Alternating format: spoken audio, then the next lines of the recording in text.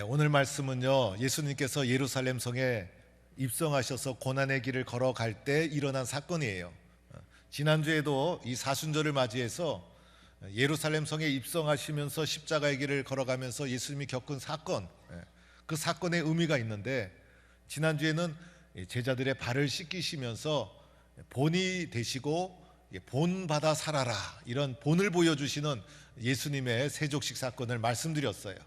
그러니까 오늘도 이제 예루살렘 고난의 길을 가면서 일어난 사건이에요.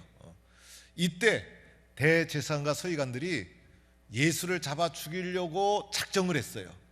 그런데 마침 명절이어 가지고 잡는 것이 잠시 연기된, 그래서 예수님 입장에서는 뭔가 그 죽음의 그림자가 조여오는, 제자들 입장에서도 뭔가 불안한 기운이 압박해오는 그러한 아주 긴박한 상황 속에 있을 때 일어난 사건이 오늘의 말씀 배경이 되어집니다.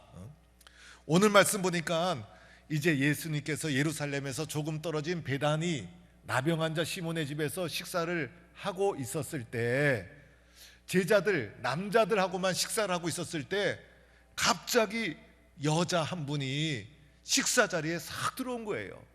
예기치 않은 사건이 일어난 거예요.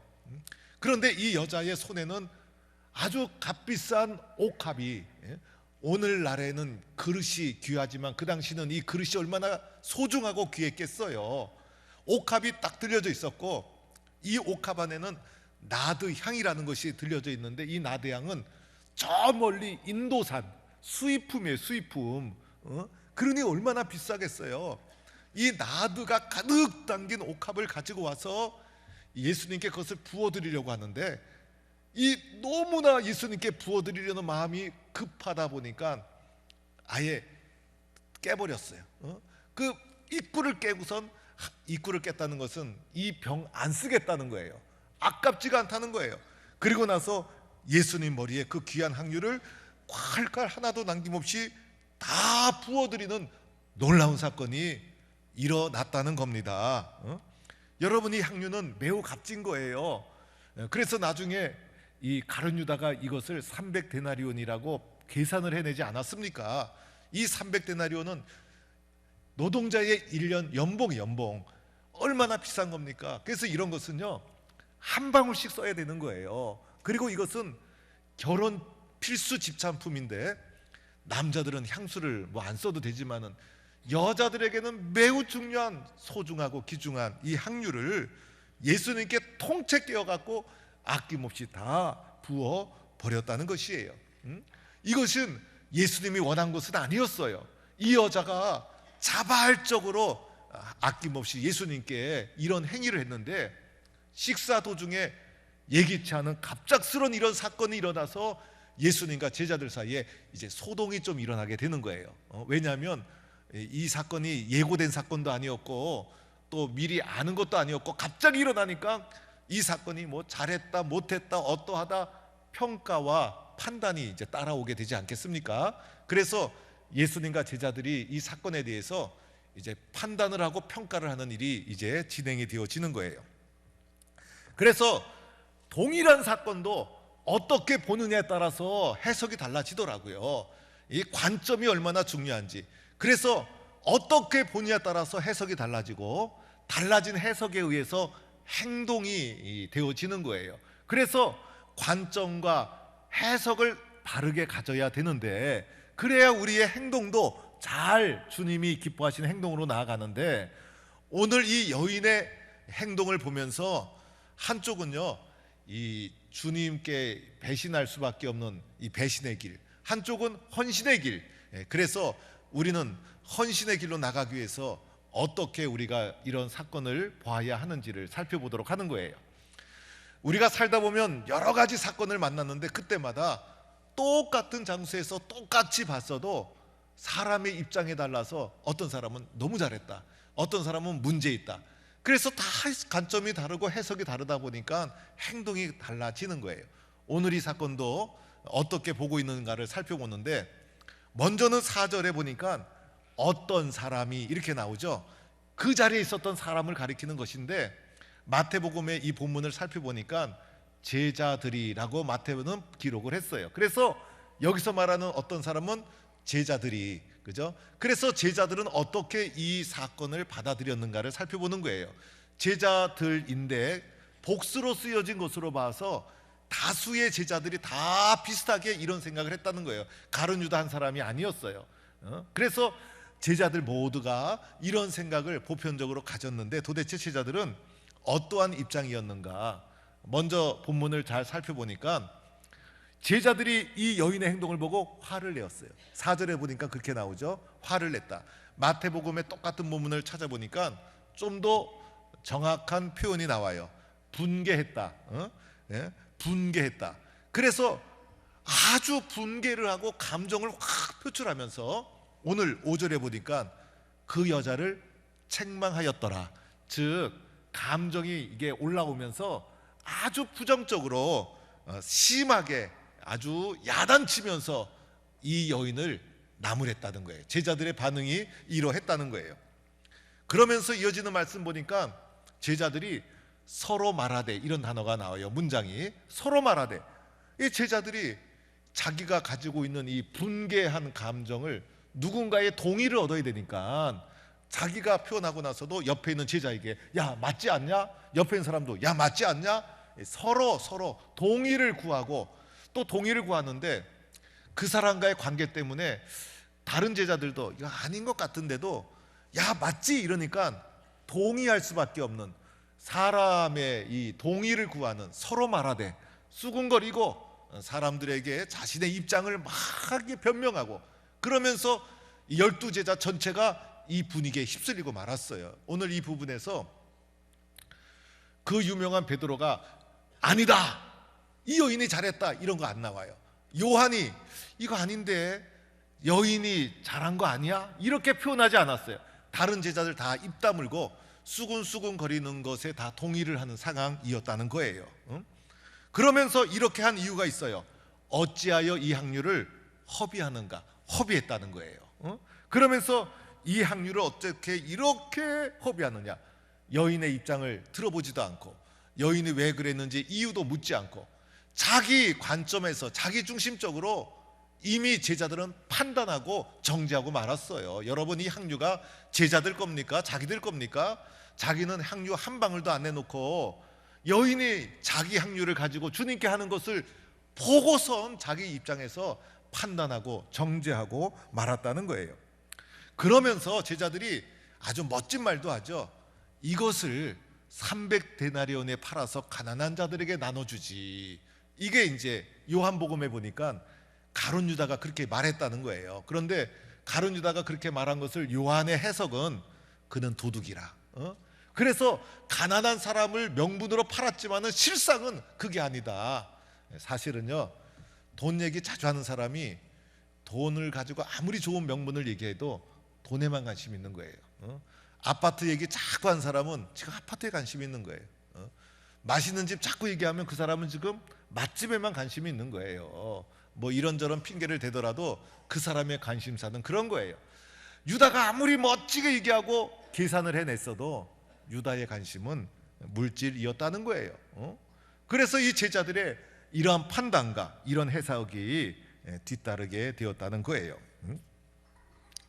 여러분, 합리적이지 않아요? 저는 청소년 시절에 이 설교 본문을 들을 때마다 사실은 그 예수님의 해석이 마음에 들어오질 않았어요. 그냥 교회에서 그렇게 말하니까 끄떡끄떡하면서도 속은 유다의 말에 동의가 가고 유다의 말이 더 합리적으로 제 마음과 귀에 들렸어요. 그런데 마지막 결론은 어떻게 되어지죠? 이렇게 앞장서서 거창하게 멋있게 말했던 유다는 결국은 그가 가는 길이 어떤 길이었어요? 예수님을 배반하는 길이었다는 거예요.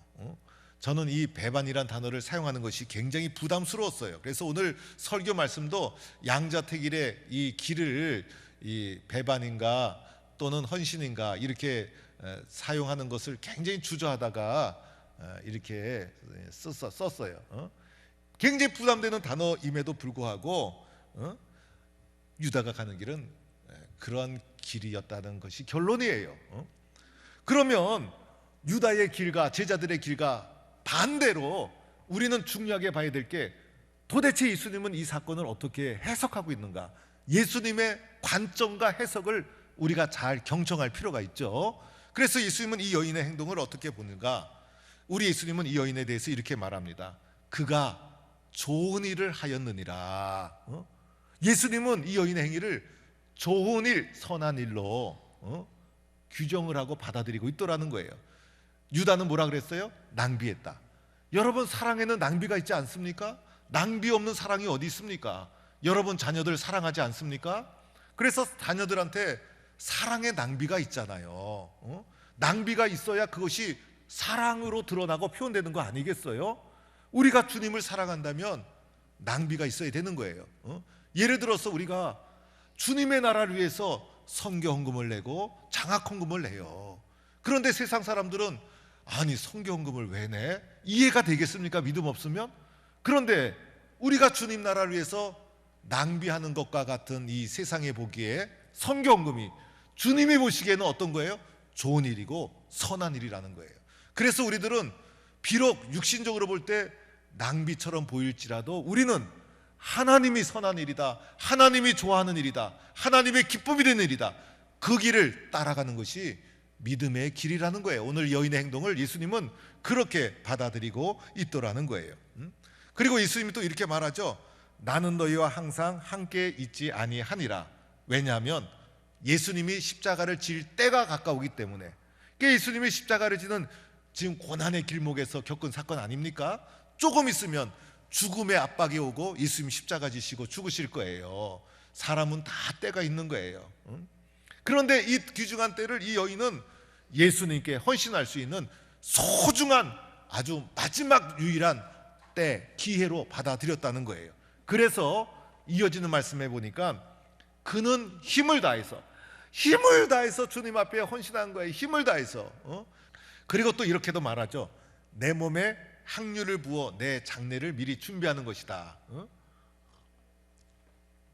사람이 죽으면 냄새가 나니까 우리나라도 옛날에 향을 피웠잖아요. 근데 유대인들은 기름을 발라서 부패와 냄새를 방지했어요. 오늘 이 여인은 예수님께 향유를 아낌없이 콸콸 붓는 행위는 예수님의 죽으심을 미리 장례를 준비하는 의미가 있더라는 거예요. 이 사랑의 헌신이 주님의 죽으심을 드러내고 기념하고 그리고 미리 준비하는 거예요. 우리가 주님 앞에 헌신하고 충성하면 세상 사람들은 그럴 거예요. 야, 저분은 십자가에서 죽으신 예수를 그리스도로 진짜 믿는 사람이구나. 그런데 우리가 세상 속에서 인색하고 세상 사람보다 더하면 야, 믿는 사람이 더하구나. 저 사람 도대체 믿는 사람이야? 이렇게 볼 거예요. 그러나 우리가 세상 사람이 설명할 수 없는 헌신이 있고 기도가 있고 충성이 있고 때로는 사랑의 낭비가 있고 이 모습을 보면서 세상 사람들은 저 친구는 포항동북교에 나간다더니 진짜 예수 믿는 사람이구나. 예수님의 십자가의 죽으심을 기념하고 드러내는 삶을 살고 있구나. 이렇게 사람들이 인정하고 받아들이게 되지 않을까. 오늘 이 여인의 삶이 바로 그러한 삶이었다는 거예요. 또 이런 말씀도 해주시죠. 마지막에 가서 9절에 복음이 전파되는 곳에 이 여자가 행한 일도 말하여 그를 이제 기억하라. 저는요 이 축복 받고 싶어요. 이 여인은 예수님께 가장 큰 축복을 받은 거예요. 예수님이 말씀하셨잖아요. 복음이 전해지고 예수님이 전해지는 곳마다 이 여인의 행한 것도 함께 전파해서 예수님을 받아들인 사람은 이 여인을 기억하게 만들라는 거예요. 거의 예수님과 동급으로 전하라는 거예요. 그래서 우리가 예수를 받아들여서 예수 믿는 사람이 되었어요. 그러면 예수 믿는 사람이 되어가지고 어떻게 신앙생활할까? 이 여인을 보라는 거예요. 이 여인을 보고 이 여인처럼 예수 믿고 이 여인처럼 교회 섬기고 이 여인처럼 신앙생활하고 그래서 신앙의 모델로 이 여인을 전파해서 이 여인을 기억하게 하라. 야, 이런 축복과 기쁨이 어디 있어요? 그래서 우리는 예수님이 해석해 주신 대로 이 여인이 걸어갔던 헌신의 길을 걸어가야 되는데 사실은 우리들은요 이 양심이 죄로 오염이 되어서 우리들은요 이 배신의 씨앗, 배신한 단어는 저는 쓰기도 불편해. 사실은 우리가 제일 듣기 싫어하는 단어가 뭐예요? 배신자요. 이 배신한 단어는 누구한테 쓰여지는 거냐면 사랑하던 사람, 믿던 사람, 제자들이 마음을 바꿨을 때 그때 사용되는 거예요. 아무에게나 사용되는 것이 아니에요. 관계없는 사람과의 속에서 사용되는 단어가 아니더라는 거예요. 그래서 오늘 이 말씀도 제자들 아닙니까? 그리고 예수 따르던 사람들이 마침내 그 중에 대표적으로 유다가 예수님을 배반하고 또 베드로도 예수님을 부정하고 그러지 않았습니까? 믿던 사람이 따르던 사람 가운데 일어나는 일이 배신이라는 사건이고 따르던 자와 관계 속에서 일어나는 것이 헌신의 길이라는 거예요. 그래서 우리들은 이 두 가지 중에 주님을 본받아서 이 여인을 본받아서 헌신의 길을 걸어가야 되는데 어떻게 하면 이 헌신의 길을 걸어갈 수 있을까? 이제 제가 세 가지를 말씀을 드리는데 지금까지는 여러분이 잊어먹어도 돼요. 그런데 지금부터 얘기하는 이 세 가지는 너무나 중요해. 그래서 헌신의 길을 가기 위해서 이 세 가지를 아멘으로 받아들이는 동부의 성도들이 될 수 있기를 바랍니다. 첫째는요, 헌신의 길을 가기 위해서는 이 여인처럼 오직 예수님만 바라봐야 될 줄로 믿습니다. 예수님만 봐야 돼. 그래서 이 여인이 예수님만 바라봤기 때문에 남자들이 바글거리는 그 방에도 부끄러워하지 않고 들어갈 수 있었고 그 귀한 옥합도 다 깨뜨릴 수 있었고 황류도 다 불 수 있었고 다른 사람이 오늘 보세요. 남자들이 비판을 하려고 눈동자를 갖다가 부드럽지 않게 막 여자를 째려보고 있는데도 하나도 개의치 않고 주님 앞에 헌신할 수 있었던 것, 누구를 보았기 때문에? 예수님만 바라보았기 때문이었다는 거예요. 그런데 제자들은 어땠어요? 서로 말하되 사람에게 수군거렸어요. 사람 바라봤다는 거예요. 그러나 이 여인은 예수님을 바라보았기 때문에 아름다운 희생의 길, 헌신의 길을 걸어갈 수 있었던 것이고 제자들은 서로에게 말하되 사람을 바라보며 사람에게 수군거렸기 때문에 잘못된 길을 걸어갈 수밖에 없었다는 거예요. 우리가 믿음의 길을 걸어가면서 우리의 심령 속에 주님, 나는 예수님만 바라보고 믿음의 길을 걷겠습니다. 주님, 나는 예수님만 바라보고 신앙의 길을 걸어갑니다. 주님, 나는 교회를 다니면서도 오직 예수님께 어떻게 하면 영광을 돌릴까? 믿음의 길을 주님만 바라보고 걸어가겠습니다. 이렇게 예수님만 바라보고 믿음의 길을 걸어가는 성도가 되기를 간절히 축원합니다. 두 번째가 있어요. 두 번째는요, 섬김과 희생이 있어야 돼. 섬김과 희생이 있어야 돼. 그렇죠, 여러분. 사랑에는 뭐가 있어요? 희생이 있고 섬김이 있는 거야. 그런데 사랑의 섬김과 희생은요, 너무나 기쁜 거예요. 너무나 기쁜 거. 그래서 오늘 이 여인이 희생을 하면서 그 옥합을 깨는 희생을 하면서 아깝다는 표현이 하나도 없어요. 얼마나 기쁜지. 아마 이렇게 쏟아 부으면서도 이 여인은 더 못 쏟아 부은 것을 아까워했을 거예요. 아쉬워했을 거예요. 요한복음에 보면 이 본문이 어떻게 나오냐면 여인이 자기의 머리털로 예수의 발을 닦았다는 거예요. 예수님의 가장 낮은 발을 자신의 영광스러운 여자에게 이 머리털은요, 귀한 거, 귀한 거. 그런데 그것으로 막 닦았다는 거예요.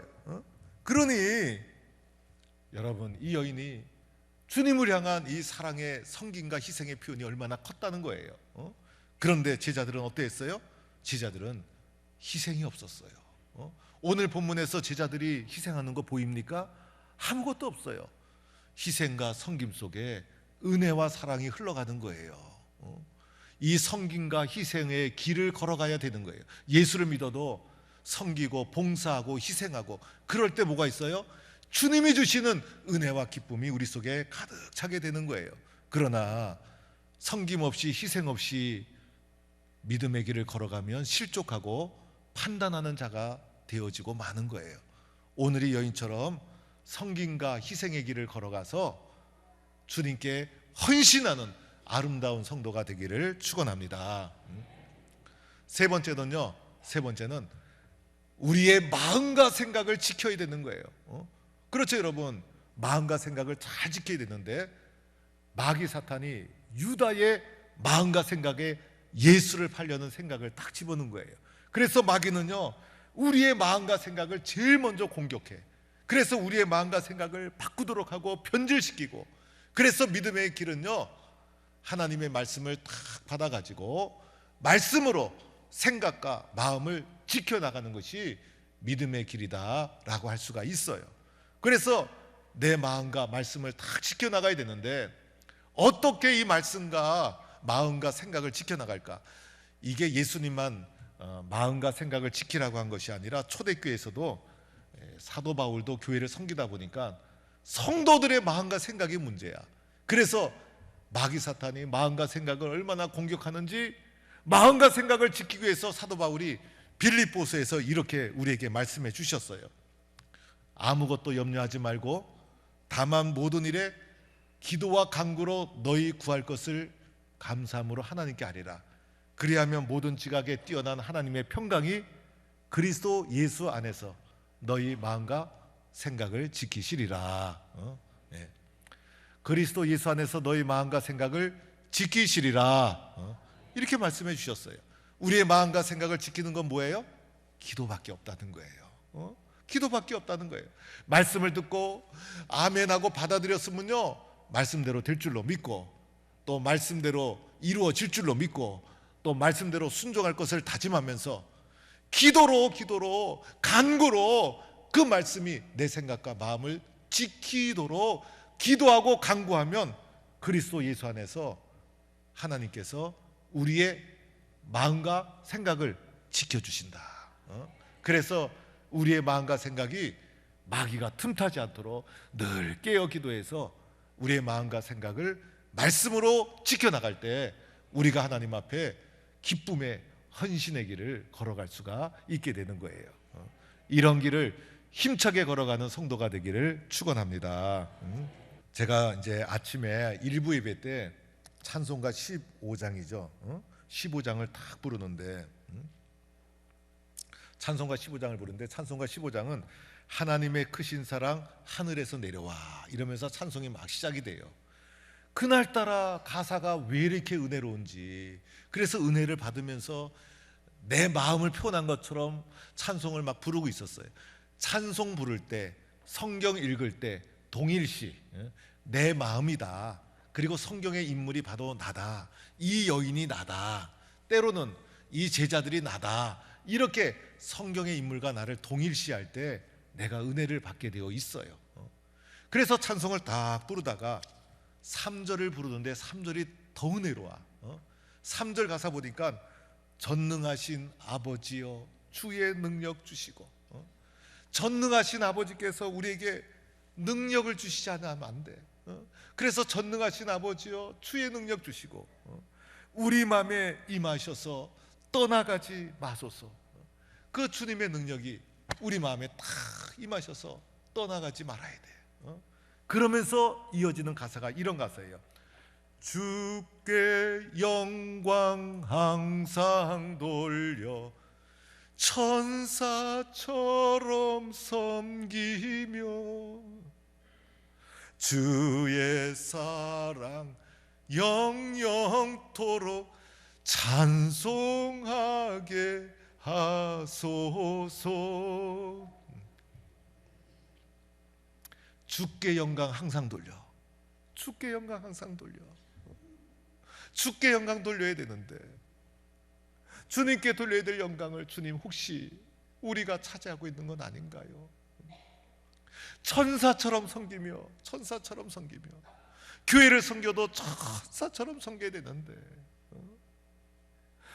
그리고 주님께 주의 사랑 영원토록 찬송해야 되는데, 그래서 찬송을 부르다가 은혜를 제가 받았어요. 우리 모든 성도들은 주께 영광 항상 돌려 천사처럼 섬기는 주의 종들이 되기를 간절히 축원합니다.